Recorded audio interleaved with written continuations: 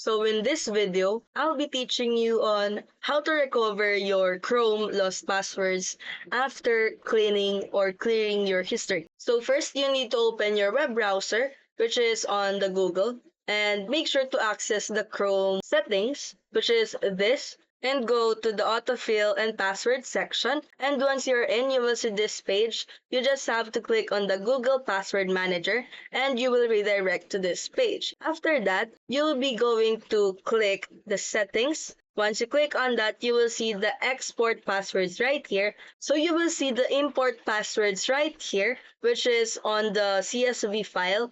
It supports only the CSV file, and for you to able to recover the passwords, you will be needing the extra phone, which is you are going to log in using your email and then go to this password manager as well and export your passwords. After that, send the file to yourself and import it on the web browser, which is on your PC or desktop.